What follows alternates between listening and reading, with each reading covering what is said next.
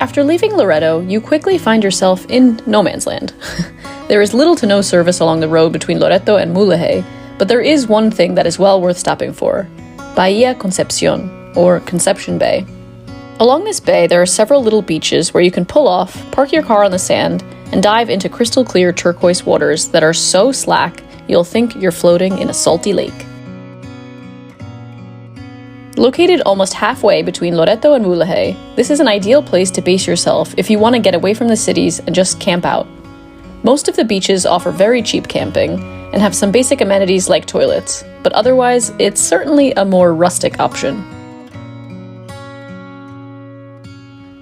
There are, however, a few very cool Airbnb places along the bay that offer some unique experiences, like sleeping in a camper van by the beach, or the one we chose, which was staying overnight on a sailboat, which is moored right up in the calm waters of Playa El Burro.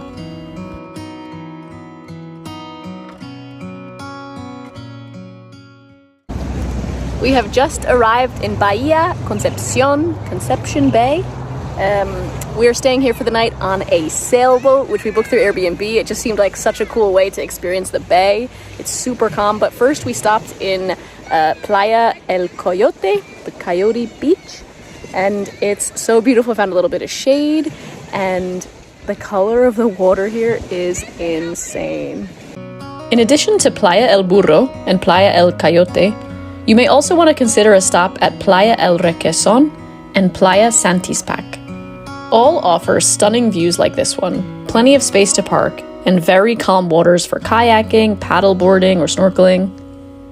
A lot of them have little shaded cabins where you can pay about 200 pesos, or roughly $10 for the day, and you can sit under them and relax in the shade, as well as get a little bit of privacy. I didn't think Bahia could get much better, but this bay is super isolated. I mean, there's a car there. There's obviously people here. There's a few houses along the bay, but we have no phone signal. We brought all of the groceries that we're gonna have for tonight from Loreto, and there's a cooler on our boat, but otherwise I haven't seen a shop since we left Loreto. It's incredible out here. It's so peaceful.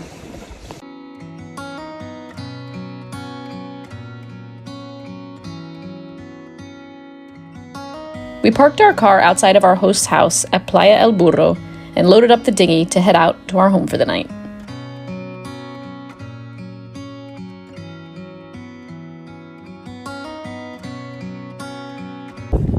We are on our home for the night. We just got out to the boat on our little dinghy, which is there. Oh my gosh, this is beautiful. Although we got under the boat and I felt a little bit seasick, so we're gonna see how this goes. So you come down the steps. Oh, don't step on your sunglasses.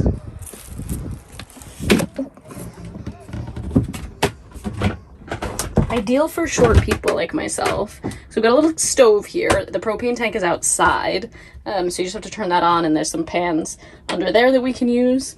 There's a little sink, and you just put your foot on that little pool, and you get a little fresh water there. We've got the table here, little seating area.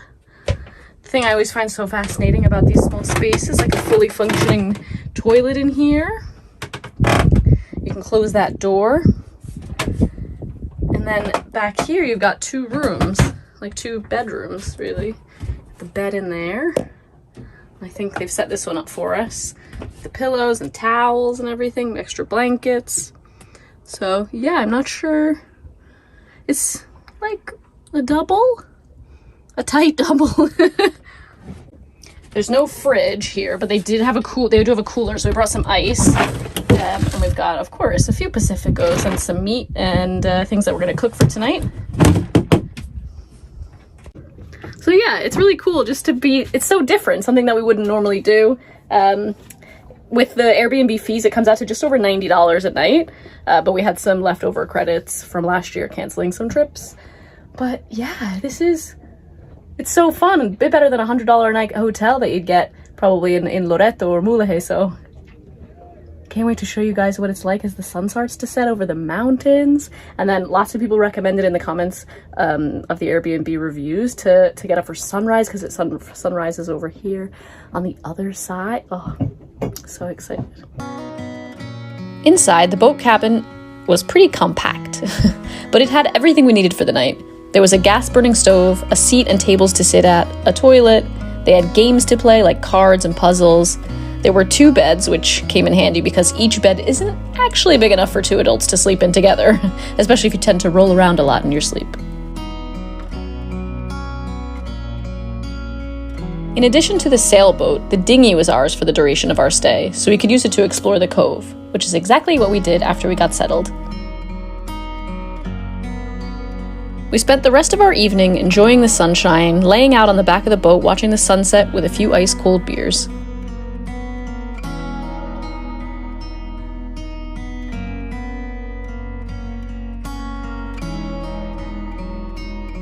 We woke up for sunrise around 6:30 in the morning and headed out on the deck to enjoy the colors changing as the sun came up over those mountains.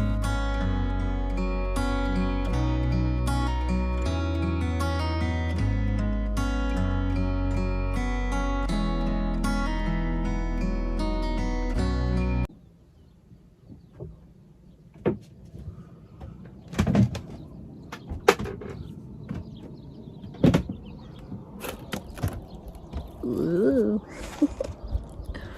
Good morning. Look at this. Got coffee. Got wild hair. Wild seafaring hair. It's so beautiful out here. We got up early at about 6:30 to watch the sunrise. And it was so beautiful over the mountain on the other side of the bay. But we went back to sleep. And I'll be honest, it's not the most luxurious night's sleep I've ever had. It's about the experience more than anything else. It's a little bit firm, the bed, and not being used to all the sounds and stuff. I woke up a ton in the night just from like the water splashing against the boat or the sound of birds. There's a road over here, so like there's trucks that are making the drive, you know, from Tijuana down to Cabo and stopping in between and stuff. So I woke up a ton, but when we woke up for the sunrise, oh you guys, it's so worth it. Look at this. We just slept in this bay.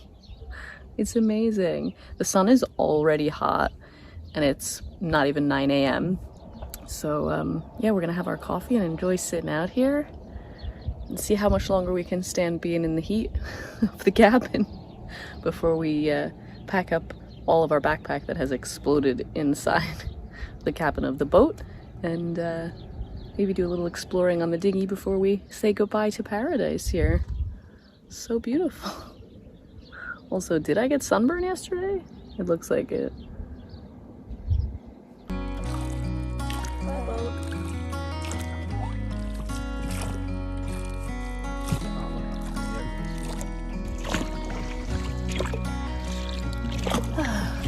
It's a tough life to be rowed for with all of our stuff. We have left the boat. Luke's rowing us back here in our little dinghy. It's been such a fun overnight, really like 24 hours. Oh, I highly recommend it. I'll put below all the information about how you can book. It's an Airbnb, so you can check it out, see the photos and stuff. It was so much fun. Highly recommend it. Definitely worth a trip if you're doing the road trip along Bahia California Sur. If you guys enjoyed this video, please give it a thumbs up. It really supports my channel, and I will see you next time. Bye.